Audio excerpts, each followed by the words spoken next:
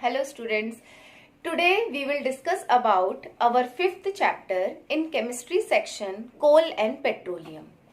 In this chapter, two type of resources were discussed. Will be discussed. These are coal and petroleum. We have several resources by which we can get benefits. Got it? हमारे चारों तरफ बहुत सारे resources हैं जिनके through हम benefits ले सकते हैं. तो कुछ रिसोर्सेज तो हमारे नेचुरल होते हैं और कुछ रिसोर्सेज हमारे मैन मेड होते हैं. कुछ नेचुरल रिसोर्सेज जो हैं वो हमारे नेचर से हम ऑब्टेन करते हैं और जिनसे हमें एनर्जी मिलती है. तो कुछ नेचुरल रिसोर्सेज तो हमारे खत्म हो जाते हैं. अगर हमने यूज किया वो खत्म हो जाएंगे धीरे धीरे. एक टाइम ऐसा आएगा कि वो खत्म हो जाएंगे क्योंकि उनके सोर्सेज लिमिटेड हैं. कुछ नेचुरल रिसोर्सेज ऐसे होते हैं जो कि एग्जॉस्ट नहीं होते, खत्म नहीं होते. For example wind, okay, solar, sunlight, okay, water. These are the resources which are called as inexhaustible, जो खत्म नहीं होते हैं. और रिन्यूएबल मतलब उनको रिन्यू किया जा सकता है, बार बार हम यूज अप कर सकते हैं. और कुछ रिसोर्सेज, नेचुरल रिसोर्सेज ऐसे होते हैं जो हम अगर उनको यूज कर लेते हैं तो वो एग्जॉस्ट हो जाते हैं, पाए तो वो नेचुरल जाते हैं. तो such resources are called exhaustible resources. And in this chapter exhaustible resource वो भी दो रिसोर्स के बारे में डिस्कस किया जाएगा, coal and petroleum. Okay, what is coal, what is petroleum, okay, what are how they are formed and how can we refine them from the earth, okay, how can we extract them from the earth. In this chapter we will discuss about this all. This is very important chapter for NTSE also. At least one or two questions will be asked from this chapter. Okay, so first आपका resource है coal, second है आपका petroleum. और ये दोनों ही resources exhaustible resources के अंदर आते हैं. क्योंकि ये एग्जॉस्टेबल क्यों कहलाते हैं? क्योंकि हम एक तो इनके सोर्सेज लिमिटेड हैं और इनको एक्सट्रैक्ट करने में बहुत ये ज़्यादा एक्सपेंसिव भी होते हैं. जब हम एक्सट्रैक्ट करते हैं हमें अर्थ में जैसा पेट्रोलियम हमें दिखता है या कोल हमें दिखता है वो इस फॉर्म में नहीं मिलता है. तो हमें इनको इम्प्योरिटीज से अलग करना पड़ता है. And this removal of impurities from these are called refining. तो इनकी जो रिफाइनिंग होती है वो बहुत कॉस्टली होती है एंड इनके रिसोर्सेज भी लिमिटेड हैं. तो they are called exhaustible resources. The coal and petroleum. Let's start with coal. What is coal and how it is formed? Dear student, coal is a fuel. Basically, coal is a fossil fuel. इसको कोल को हम fossil fuel कहते हैं. क्यों? क्योंकि क्या होता है कि जो लिविंग ऑर्गेनिजम्स होते हैं वो बरीड हो जाते हैं, दब जाते हैं. फिर उनके ऊपर जो ट्रीज हैं और जो लिविंग ऑर्गेनिजम्स हैं वो भी मर गए और दबते चले गए, हजारों साल हो गई. तो जब हम उसको डिग करते हैं तो हम देखते हैं वहां पर कि एक ब्लैक कलर का सब्सटेंस हमें मिलता है. This is nothing, this is called coal. Got it? So coal कहाँ मिलता है हमें? अर्थ के नीचे. और कोल बनता कैसे है? Coal is formed by the process of carbonization. Carbonization means formation of carbon from the dead remains of living organisms. Dead remains of living organisms are called fossils. तो ये फॉसिल हुए और फॉसिल्स जमते चले गए और उन्होंने एक फ्यूल बना दिया जो कि एक रिसोर्स की तरह काम कर रहा है. इसीलिए हम इसको कहते हैं fossil fuels. Fossils fuel, okay, fossil के थ्रू प्रोड्यूस हुआ फ्यूल. अब कार्बोनाइजेशन में क्या होता है कि कार्बोनाइजेशन में जैसे मिट्टी के अंदर दब गई, डेड जो लिविंग ऑर्गेनिजम्स हैं वो मर गए, बरीड होते चले गए. तो वहां पर छोटे छोटे माइक्रो ऑर्गेनिजम्स भी होते हैं, कार्बन डाइऑक्साइड भी होती है. तो इन सभी, और हाई प्रेशर भी होता है, वो दबे रहते हैं. तो inside this micro organisms, carbon dioxide, इन सभी के मिल जाने की वजह से, हाई प्रेशर की वजह से एक ब्लैक कलर का सब्सटेंस ऑब्टेन होता है जिसको हम कहते हैं कोल. Okay, and coal is formed by carbonization. What is carbonization? Formation of carbon from fossils. ठीक है, this is called carbonization and due to the action of various microorganisms. अब जो क्या होता है कि जैसे जैसे डेड ऑर्गेनिजम्स जितने भी होते हैं वो दबते चले जाते हैं और मैं अगर उनकी तुरंत खुदाई करूं तब भी मुझे ब्लैक, तुरंत का मतलब ये है कि 1 साल बाद 2 साल बाद, तो मैं देखूंगी तब भी मुझे ब्लैक कलर का सब्सटेंस मिलेगा. लेकिन उसमें coal is what? Coal contains carbon. Black colour substance is called carbon. तो जैसे जैसे एज बढ़ती चली जाती है इन डेड ऑर्गेनिजम्स की दबे होने से, वैसे वैसे इनमें कार्बन का कंटेंट बढ़ता चला जाता है. तो जो कोल होता है वो आपका 4 टाइप के वेराइटी में प्रेजेंट होता है. अगर मैंने कोई डेड ऑर्गेनिज्म दबाया और मैंने उसको 1 साल बाद ही डिग किया और मेरे को ब्लैक कलर का सब्सटेंस मिला, तो this is called youngest variety of coal. This is called peat, है ना. पीट क्या होता है? Youngest variety of coal. फिर उसके बाद इसमें कार्बन कंटेंट लगभग कम होता है, लेस देन 70% होता है. लिग्नाइट. लिग्नाइट जैसे जैसे, मैं अभी फिर से बता रही हूं तुम्हें, जैसे जैसे ईयर्स बढ़ते चले जाते हैं कोल में कार्बन का कंटेंट बढ़ता चला जाता है. ठीक है, तो लिग्नाइट में थोड़ा ज्यादा कंटेंट होता है कार्बन का एज कंपेयर टू पीट. बिट्यूमिनस उसमें और ज्यादा होता है. And anthracite.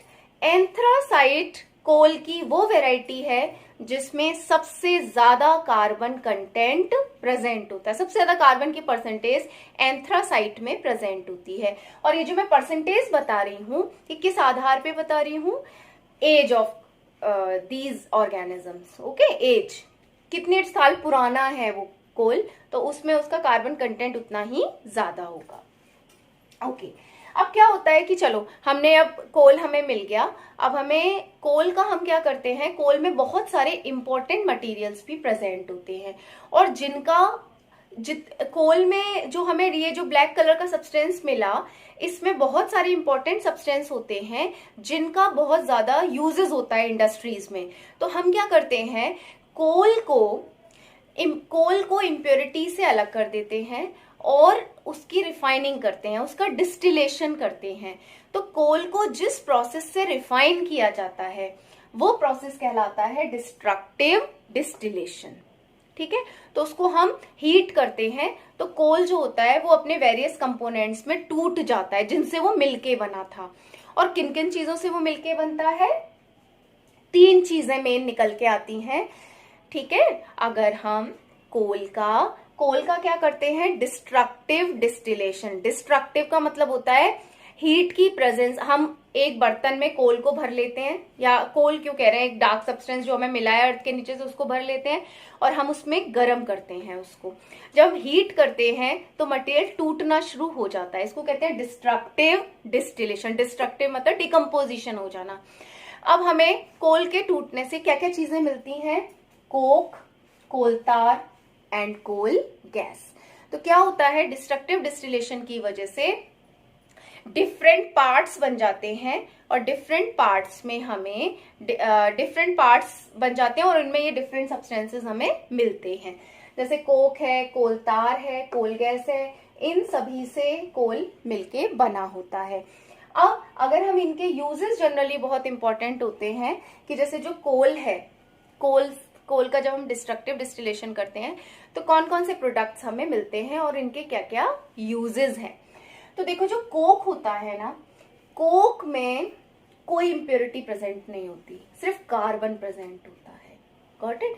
Coke is the purest form of carbon. Okay, तो इसमें क्या होता है कि जो कोल है उसके प्रोडक्ट्स आफ्टर डिस्ट्रक्टिव डिस्टिलेशन हमें ये मिलते हैं, coke, coal tar and coal gas. And इसके यूजेस क्या क्या होते हैं कि जो कोक होता है उसका मेन यूज होता है कि जो अर्थ में जो मेटल्स होती हैं, हमें जिस फॉर्म में दिखाई देती हैं वो उस फॉर्म में तो प्रेजेंट होती नहीं है. हमें उन मेटल्स को भी उनकी इम्प्योरिटी से अलग करना पड़ता है, तो वहां पर कोक यूज किया जाता है. तो Coke is used in extraction of metals.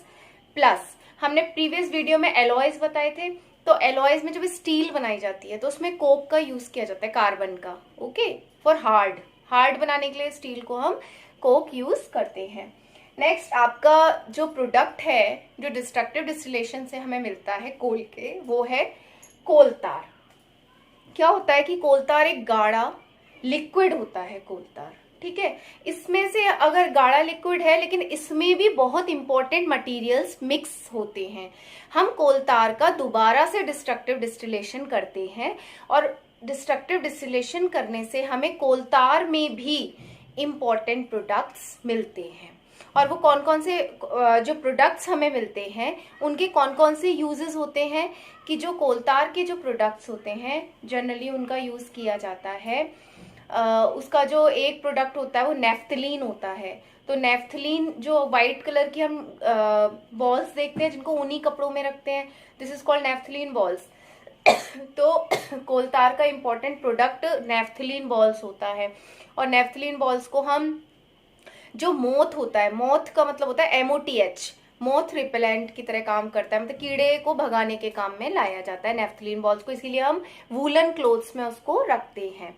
कोलतार का जो इंपॉर्टेंट प्रोडक्ट्स होते हैं उसमें उन प्रोडक्ट्स का यूज एक्सप्लोसिव बनाने में भी आता है, ओके, टेक्सटाइल इंडस्ट्री में भी काम आते हैं, मतलब जो पेंट करने के काम में आते हैं, ओके।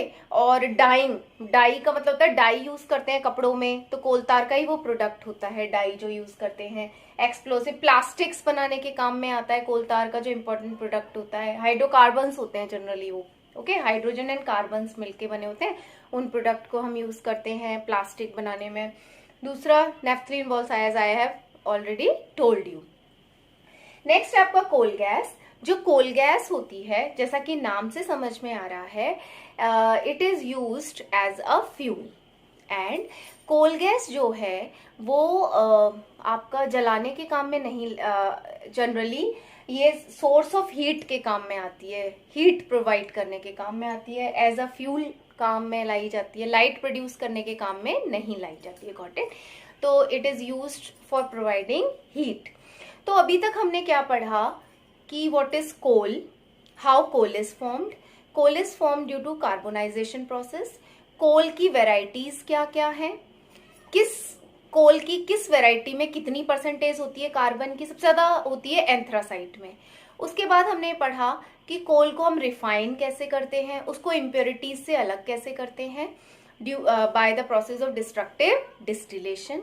फिर हमने पढ़ा कि जब हम डिस्ट्रक्टिव डिस्टिलेशन करते हैं कोल का तो हमें कौन कौन से इंपॉर्टेंट प्रोडक्ट्स मिलते हैं, उनके क्या क्या यूजेस होते हैं। डियर स्टूडेंट्स, ये कोल एंड पेट्रोलियम है, इस चैप्टर में हम इसलिए पढ़ रहे हैं क्योंकि इनके यूजेस हम इन सभी को एज अ फ्यूल यूज करते हैं, ठीक है, वेरियस इंडस्ट्री में यूज करते हैं और अपने व्हीकल्स में यूज करते हैं। तो हमें इनके बारे में पता होना जरूरी है कि कोल क्या होता है, पेट्रोलियम क्या होता है, कोल कैसे बनता है, पेट्रोलियम कैसे बनता है, क्यों यूज किए जाते हैं ये, ठीक है।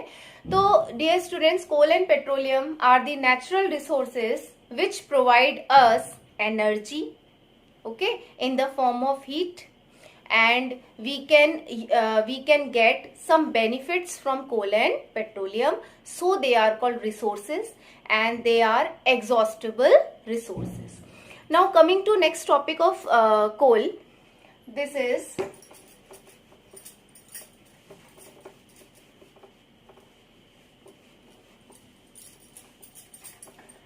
इसमें से जो कुछ टॉपिक्स हैं वो आपके नेक्स्ट चैप्टर में हैं, कंबशन एंड फ्लेम में, लेकिन मैं क्योंकि कोल एंड पेट्रोलियम फ्यूल की तरह यूज किए जा रहे हैं तो हम यहीं पर तुम्हें थोड़ा सा एक्सप्लेन कर देते हैं व्हाट इज फ्यूल।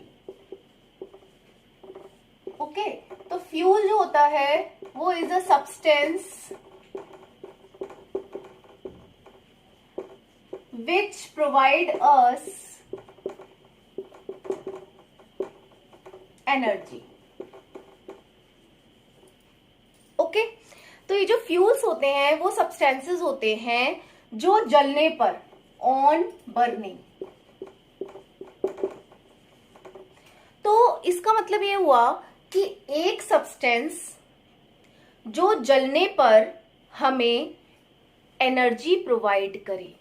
ओके, तो सबसे पहले कैटेगरी हो गई कि एक तो वो जलना चाहिए, अगर मैं मटेरियल ले रही हूँ वो जल ही नहीं रहा, ठीक है। तो fuel, what is fuel? A fuel is a substance which provide us energy when on burning, got it. और ये जो इसकी एनर्जी होती है, कितनी एनर्जी प्रोड्यूस करता है एक फ्यूल जलने पर, इसकी ये एनर्जी कहलाती है कैलोरीफिक वैल्यू, ठीक है। तो फ्यूल जो होता है, फ्यूल सब्सटेंस होता है, जैसे कोल एंड पेट्रोलियम है।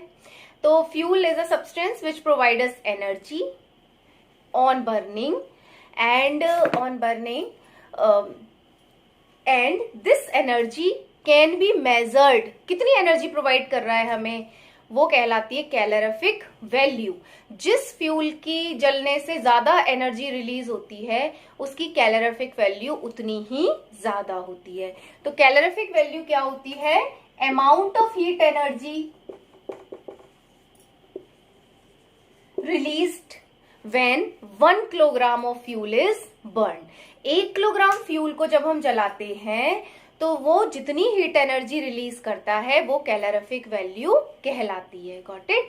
और इसको हम, इसके ऊपर न्यूमेरिकल्स भी पूछे जाते हैं कभी कभी, तो इसको निकालने के लिए फॉर्मूला क्या है?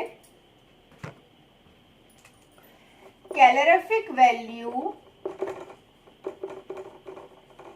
is given by amount of heat energy divided by mass of fuel, कितना हमने फ्यूल लिया है, और इसकी यूनिट होती है जूल्स पर किलोग्राम, गॉट इट। तो कैलोरीफिक वैल्यू क्या होती है कि किसी भी फ्यूल की, कि 1 किलोग्राम फ्यूल को जलाने पर जितनी ज्यादा हीट एनर्जी वो प्रोड्यूस करता है वो उसकी कैलोरीफिक वैल्यू कहलाती है। और बहुत अच्छा फ्यूल, एक अच्छा फ्यूल होने के लिए क्या क्या बातें जरूरी होना है कि उस फ्यूल में प्रेजेंट होनी चाहिए? एक तो उस फ्यूल की हाई कैलोरीफिक वैल्यू होनी चाहिए, ठीक है। दूसरी बात, वो तुरंत जल जाना चाहिए, कंबस्टेबल होना चाहिए। जो मटेरियल जल जाता है वो कहलाता है कंबस्टेबल मटेरियल। अब मैं पत्थर को लूं, पत्थर को जलाऊं तो क्या वो जल जाएगा? नहीं। तो this is called non combustible material. तो फ्यूल जो होता है वो आपका कंबस्टेबल सब्सटेंस होता है, ओके। और फ्यूल जिस टेम्परेचर पे जलता है, जैसे मैं एक कोई लकड़ी लेती हूँ और उसको जलाती हूँ तो बहुत देर बाद जलती है वो, ठीक है। और लेकिन वो इतनी गर्म हो जाती है और एक टेम्परेचर ऐसा आता है जब वो जलने लग जाती है, तो वो टेम्परेचर जिस पे फ्यूल बर्न करना शुरू कर देता है, जलना शुरू कर देता है, फायर को कैच कर लेता है, वो टेम्परेचर कहलाता है आपका इग्निशन टेम्परेचर, ओके। तो यहाँ पर हम एक अच्छे फ्यूल के लिए क्या क्या बातें जरूरी होनी चाहिए? एक तो, अब सपोज करो एक हम फ्यूल में एनर्जी प्रोड्यूस करना चाह रहे हैं और हम उसको जलाते ही जा रहे हैं, वो जल ही नहीं रहा, हमारी एनर्जी इसी में निकल गई, तो इग्निशन टेम्परेचर तो उसका ज्यादा हो गया, वो पहुंच ही नहीं पा रहा। मैं हीट करे जा रही हूँ, गर्म करे जा रही हूँ, तो इग्निशन टेम्परेचर क्या होता है? वो मिनिमम टेम्परेचर जिस पे फ्यूल जलना शुरू कर दिया, वो जल ही नहीं रहा, बहुत देर बाद जल रहा है, तो इग्निशन टेम्परेचर उसका ज्यादा हो गया।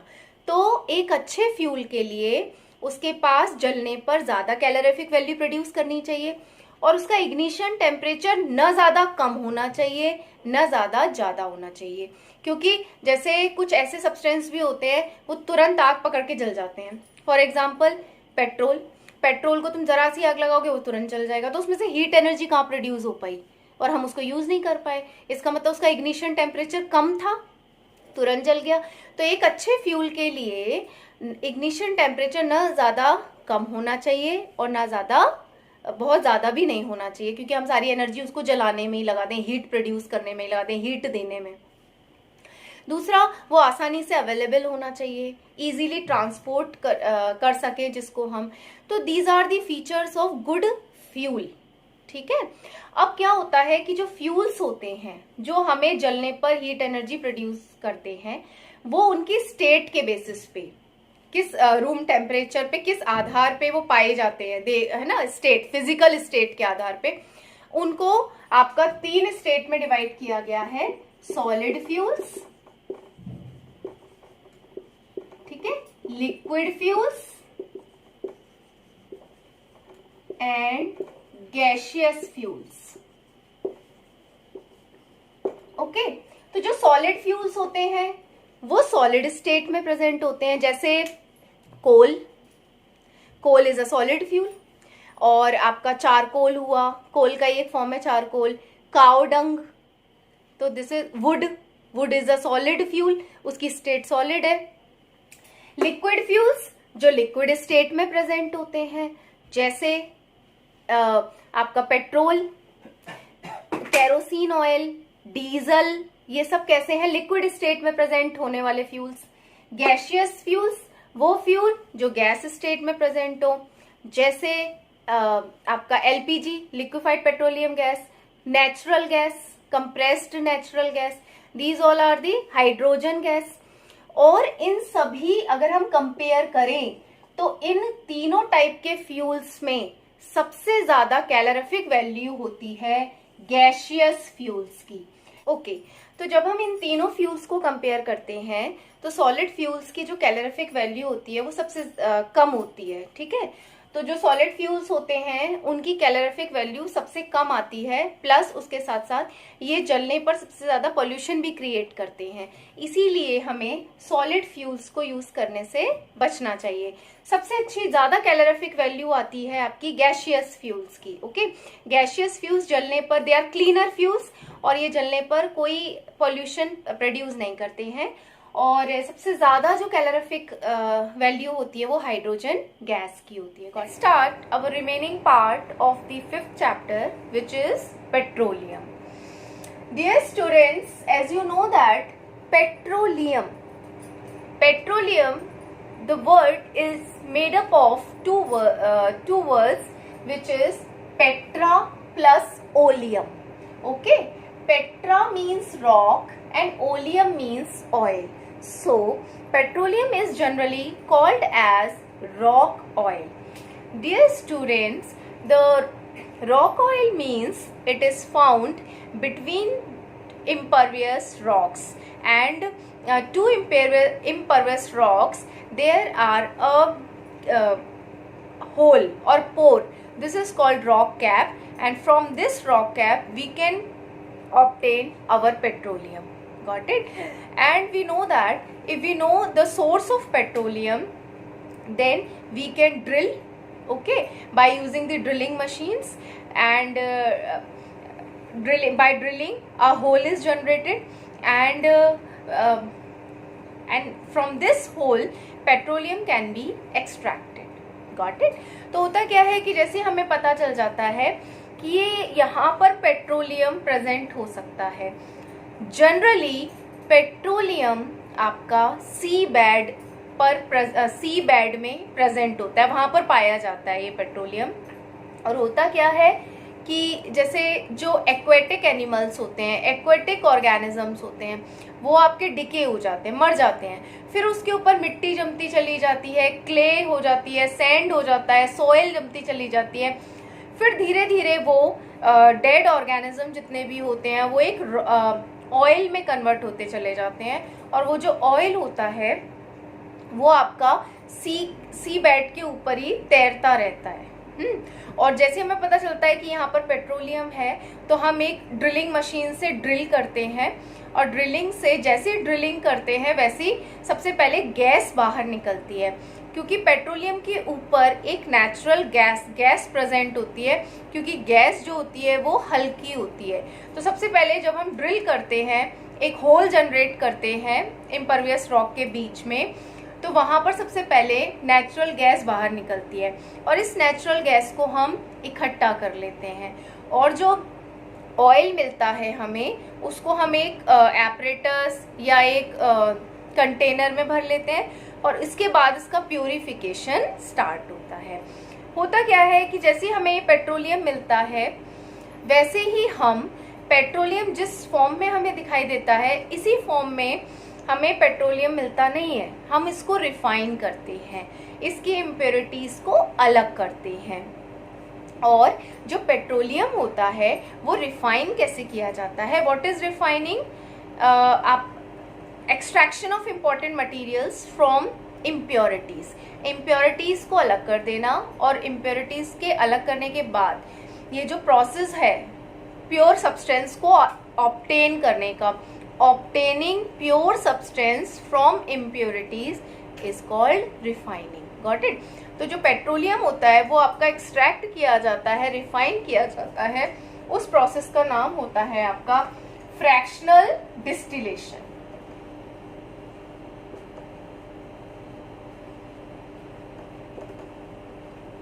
Okay, fractional distillation. हम ये बहुत अच्छे से जानते हैं कि हमने कोल का कैसे किया था, डिस्ट्रक्टिव डिस्टिलेशन से कोल हमें मिला था, और ये जो पेट्रोल है वो हमें मिलता है फ्रैक्शनल डिस्टिलेशन से। तो अब क्या हुआ कि हमें एक गाढ़ा लिक्विड मिल गया। ओके, और ये जो गाढ़ा लिक्विड होता है आपका, उसमें बहुत इंपॉर्टेंट पार्ट्स प्रेजेंट होते हैं। Due to presence of important substituents or due to presence of important parts which are very useful in various industries, therefore petroleum is called as black gold. ठीक है, petroleum is called as black gold. And dear students, you know that whenever we refine the petroleum, we have certain products which can be used in making detergents, okay, in plastics, और जो petroleum के जो products होते हैं वो कहलाते हैं petrochemicals. और ये जो पेट्रोकेमिकल्स होते हैं वो आपके बहुत यूजफुल होते हैं, जैसे हमने प्रीवियस चैप्टर में भी पढ़ा था, प्लास्टिक बनाने में, डिटर्जेंट्स बनाने में, ओके, एंड सिंथेटिक फाइबर्स बनाने में। देयरफॉर ये जो पेट्रोकेमिकल्स हैं ये आपके बहुत इम्पॉर्टेंट रोल प्ले करते हैं, इसीलिए हमें पेट्रोलियम का फ्रैक्शनल डिस्टिलेशन करना पड़ता है। नहीं तो जिस फॉर्म में हमें पेट्रोलियम मिलता है उसी फॉर्म में हम यूज कर लेते। हम क्यों करते डिस्टिलेशन उसका? Because it contains so many useful products, so we have to refine it. So let's start what are the products and their uses. When we use fractional distillation, dear students, what is fractional distillation? क्या होता है कि जब कोई liquid होता है और liquid में बहुत सारे लिक्विड घुले होते हैं, okay, when we have mixture of liquids and we want to separate it, और हम हर लिक्विड को सेपरेट करते हैं, सेपरेट करना चाहते हैं, बिकॉज हर लिक्विड का जो बॉइलिंग पॉइंट है वो अलग अलग होता है। तो जब भी हम लिक्विड्स को बॉइलिंग पॉइंट के बेसिस पर सेपरेट करते हैं, this is called distillation. And जब हमें डिफरेंट लिक्विड्स डिफरेंट फ्रैक्शंस में मिल जाते हैं, डिफरेंट पार्टीशंस में मिल जाते हैं, this is called fractional distillation. Got it? Destructive में तो मटेरियल डायरेक्ट टूटता चला जाता है, फ्रैक्शनल में क्या होता है कि हमें हर मटेरियल डिफरेंट फ्रैक्शन में मिल जाता है, और हम अलग अलग फ्रैक्शन कर लेते हैं और उस मटेरियल को कलेक्ट आउट कर लेते हैं। तो this is called fractional distillation. और because petroleum is the mixture of various liquids, so we use or we can separate their components by using fractional distillation. Fractional distillation is a technique which is based on boiling points. If two liquids have close boiling points, okay, like एक का अगर 70 degree है तो दूसरे का 60 degree है, तो liquids का बॉइलिंग पॉइंट जब बहुत पास होता है, then we use fractional distillation. Always remember that whenever boiling point difference is less than 25, okay, 25 से less than होता है boiling point का difference जब two liquids का, then we use fractional distillation. So to refine the petroleum we use fractional distillation. After fractional distillation, we get our important products in different partitions, and these products have various uses in various industries. Got it? So let us study their uses in various industries. Got it? तो सबसे पहला हमारा है LPG. Okay, जब petroleum gas, ठीक है, जब petroleum gas हमारी जैसे पेट्रोलियम गैस को हम स्टोर करना चाहते हैं, पेट्रोलियम गैस को, तो उसको ना हाई प्रेशर पे स्टोर किया जाता है। और जब भी गैस में हाई प्रेशर लगाया जाता है तो गैस के एटम्स बहुत दूर दूर होते हैं और गैस के एटम्स ज़्यादा प्रेशर लगाने से पास पास आ जाते हैं। पास पास आ जाने की वजह से वो लिक्विड में कन्वर्ट हो जाते हैं। गैस के एटम्स इतने दूर हैं इसीलिए वो गैस हैं, लिक्विड के एटम्स थोड़ा पास पास हैं, वो लिक्विड है, सॉलिड के एटम्स बहुत पास पास हैं। तो जैसे हम किसी गैस को कंप्रेस करते हैं, कंप्रेस मीन्स प्रेशराइज करना, कंप्रेस करने से गैस किस में कन्वर्ट हो जाती है, लिक्विड में। तो whenever we want to store petroleum gas, then we store it by applying high pressure, and now this is called, हमने पेट्रोलियम गैस को किस में कन्वर्ट कर दिया, लिक्विड में। Now this is called liquefied petroleum gas and it is symbolized by LPG। ठीक है, तो LPG जो है वो हमारी घरेलू गैस है और ये एज अ फ्यूल काम में लाई जाती है। जब भी हम पेट्रोलियम का डिस्टिलेशन करते हैं या हम उसे ऑब्टेन करते हैं तो सबसे पहले नेचुरल गैस, पेट्रोलियम गैस भी उसके साथ निकलती है, तो हम उसको स्टोर कर लेते हैं bye applying high pressure, and LPG is used as a fuel in household purposes. Second is petrol, and क्या होता है कि जैसे मैंने बताया कि ये आपके पेट्रोलियम का भरा हुआ है और मैं उसको बॉईल कर रही हूँ। बॉईल करने से क्या होता है, हर लिक्विड बॉईल होना शुरू हो जाता है और उस वेपर को फिर हम ठंडा कर देते हैं। हर वेपर को ठंडा करने से वो कंडेंस हो जाती है और कंडेंस के बाद अगेन वो लिक्विड में कन्वर्ट हो जाती है। तो देखो यहाँ पर हर लिक्विड के अपने अपने फ्रैक्शंस होते हैं। तो सबसे पहले हमें क्या मिली, LPG, फिर हमें क्या मिला आपका ये पेट्रोल, और पेट्रोल जो होता है वो अलग फ्रैक्शन में कलेक्ट हो गया। ठीक है, जैसे ये फ्रैक्शंस बन गए ऐसे करके, पहले फ्रैक्शन में क्या मिल गया, LPG, फिर दूसरे में क्या मिल गया, पेट्रोल। पेट्रोल किसके काम में आता है, petrol is utilised as a fuel in light vehicles. जो हल्के व्हीकल्स होते हैं उनमें पेट्रोल हम एज अ फ्यूल यूज करते हैं। नेक्स्ट फ्रैक्शन में हमें मिलता है केरोसिन ऑयल। जो केरोसिन ऑयल होता है वो हमारा स्टोव्स में काम में लाया जाता है, फ्यूल की तरह काम करता है वो जनरली, और जेट एयरक्राफ्ट्स में एज अ फ्यूल यूज किया जाता है। This is very important question कि केरोसिन का मेन यूज क्या होता है, मल्टीपल चॉइस में आ जाता है, कभी कभी NTSC में भी ये क्वेश्चन कि what is the use of kerosene. तो केरोसिन ऑयल स्टोव्स में तो काम में लाया ही जाता है, प्लस जेट एयरक्राफ्ट में as a fuel used up होता है। Next is diesel. डीजल जो होता है, डीजल भी एक टाइप का लिक्विड है और diesel is also used as a fuel in heavy vehicles. जैसे ट्रक होते हैं, जो हैवी व्हीकल्स हैं उनमें डीजल ऑयल यूज किया जाता है। नेक्स्ट है आपका लुब्रिकेटिंग ऑयल। तो क्या होता है कि पेट्रोलियम का जब हम फ्रैक्शनल डिस्टिलेशन करते हैं तो एक फ्रैक्शन में हमें लुब्रिकेटिंग ऑयल भी मिलता है। लुब्रिकेटिंग ऑयल का काम होता है लुब्रिकेशन प्रोवाइड करना, और ये generally it is used in various engines, lubricating oil. Next is paraffin wax.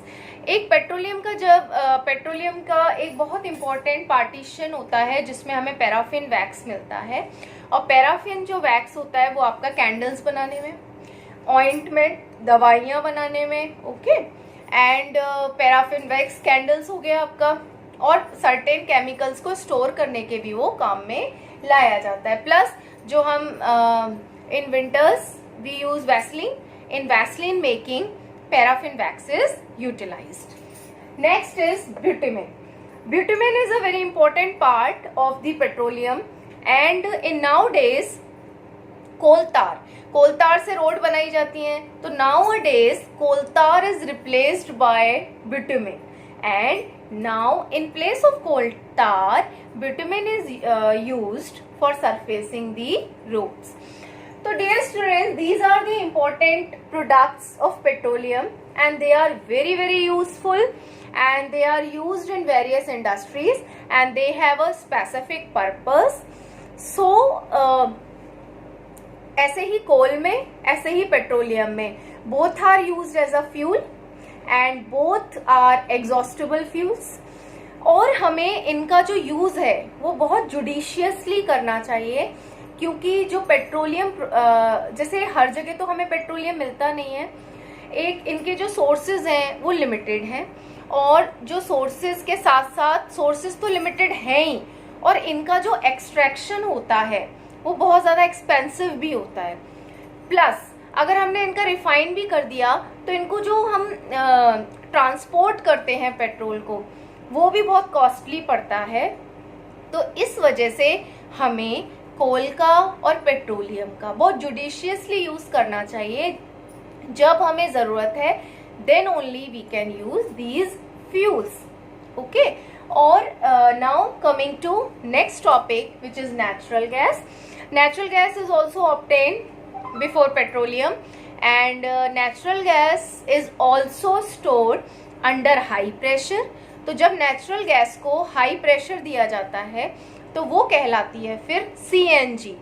Okay, compressed natural gas. तो natural gas is stored under high pressure. Gas को हम जनरली इसी रूप में स्टोर नहीं कर सकते, इसी वजह से नेचुरल गैस को हम आपका हाई प्रेशर पे स्टोर करते हैं एंड कंप्रेस करके स्टोर करते हैं. कंप्रेस मतलब उसमें हाई प्रेशर लगा के एटम्स को पास पास ले आना और लिक्विड में कन्वर्ट कर देना. This is called CNG, compress natural gas, and this is used in as a fuel. CNG is used as a fuel, and जब हम CNG को अपने व्हीकल्स में यूज करते हैं तो ये क्या होते हैं, जो फ्यूल्स होते हैं ना, ये जलते हैं और जलने के बाद ये हीट एनर्जी प्रोवाइड करते हैं, और वो हीट एनर्जी हमारे व्हीकल को आगे चलाती है. तो जब ये जलता है CNG, तो इससे कोई पॉल्यूशन क्रिएट नहीं होता, हार्मफुल गैसेस प्रोड्यूस नहीं होती हैं. So it is called cleaner fuel. और उसके साथ साथ ये ना गैशियस फ्यूल भी है और लिक्विफाइड भी फ्यूल है, दोनों ही टाइप का ये फ्यूल है. और इसमें इसलिए इसकी कैलोरीफिक वैल्यू भी ज़्यादा होती है. ठीक है, ओके. क्या होता है इसमें, एक जो ये पेट्रोकेमिकल्स होते हैं ना, नेचुरल गैस से हमें हाइड्रोजन गैस भी मिलती है, बिकॉज नेचुरल गैस में हाइड्रोजन गैस भी प्रेजेंट होती है, और ये जो हाइड्रोजन गैस होती है ना, वो हमारे फर्टिलाइजर्स को बनाने में काम में लाई जाती है. Got it. So petrochemicals are very important. Natural gas भी हमें उसी से मिल रही है, और उसका मेन यूज़ क्या है, फर्टिलाइजर बनाने में. फ्यूल एज अ फ्यूल भी बहुत ज़्यादा उसका यूज़ है. नेक्स्ट टॉपिक है आपका कि हम उसको कंजर्व कैसे कर सकते हैं, अपने फ्यूल्स को, कोल या पेट्रोलियम को. तो जो लॉन्ग डिस्टेंसेस हैं, ओके, तो हम पर्टिकुलर व्हीकल को ही यूज़ करें, या जितने भी ज़्यादा से ज़्यादा पर्सन बैठ सकते हैं तो उनको कैरी करके हम पूलिंग सिस्टम यूज़ करें, ताकि पर्टिकुलरली हर जो ह्यूमन बीइंग है वो अपना अलग अलग व्हीकल यूज़ ना करे. दूसरा, अगर ट्रैफिक लाइट है, आपकी ट्रैफिक हो रहा है और ट्रैफिक लाइट है, रेड लाइट है, तो उस टाइम हमें अपने इंजन को बंद कर लेना चाहिए, स्विच ऑफ कर लेना चाहिए, ताकि हमारा जो फ्यूल है वो आपका बर्न ना हो. दूसरा, अगर हम अपने व्हीकल्स की स्पीड मॉडरेट रखें, ना ज़्यादा तेज़ चलाएं ना ज़्यादा धीमे चलाएं, तो हमारा जो फ्यूल है वो बचता है थोड़ा सा, तो हम उसको बचा सकते हैं. Got it. क्योंकि फ्यूल कंजम्पशन ना ज़्यादा स्पीड में ज़्यादा होता है, इस वजह से हमें स्पीड उसकी मॉडरेट रखनी चाहिए. दूसरी बात है कि हमें अपने व्हीकल्स की मेंटेनेंस, सर्विस टाइमली करानी चाहिए. अगर उसका कोई पार्ट खराब हो रहा है तो अगर मेंटेनेंस हो जाएगी तो पार्ट अच्छे से ठीक हो जाएगा और हमारा जो फ्यूल है वो वेस्ट नहीं होगा, फालतू में वो ज़्यादा फ्यूल उसको जैसे कोई पार्ट खराब है अगर व्हीकल का तो वो ज़्यादा फ्यूल एब्जॉर्ब करेगा, ज़्यादा फ्यूल उसको चाहिए जलाने के लिए। तो अगर वो ठीक हो जाएगा तो कम फ्यूल में ही ज़्यादा वो जलेगा, कम फ्यूल और ज़्यादा एनर्जी प्रोवाइड हमें करेगा। So these all were the precautions we can take for conserving our these fossil fuels. Dear students, these coal and petroleum both are called fossil fuels because they are obtained from the fossils, the dead remains of living organisms. These are called fossil fuels, and fossil fuels are generally exhaustible resources, and for preserving them we have to use such precautions so that we can conserve, and we should use these fuels judiciously. Whenever we require, then we should use, and we should not waste these fuels.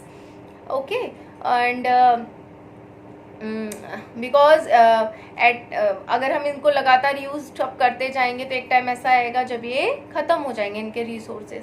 And उसके अलावा हमें अपने जो renewable sources हैं, natural resources की तरफ देखना चाहिए जो कि इनएग्जॉस्टिबल हैं, जो ख़त्म नहीं होते। For example sunlight, air, wind, तो उनसे हमें कोशिश करनी चाहिए अब मतलब नया सॉल्यूशन ढूंढना चाहिए ताकि हम उनसे फ्यूल बना सकें, एनर्जी प्रोड्यूस कर सकें। और इस रेंज में जो हाइड्रोजन गैस है वो सबसे ज़्यादा उसकी कैलोरीफिक वैल्यू होती है और सबसे ज़्यादा एनर्जी वो प्रोड्यूस करती है। तो this is all about this chapter. So students please revise this chapter and read line by line from your NCERT book, got it, and read this chapter, and this is very important because this also come in NTSE, got it? 8th class coal and petroleum, combustion and flame, and metals and non-metals, these chapters always come in NTSE exam. So please prepare for this, okay, and revise this chapter. Okay, thank you.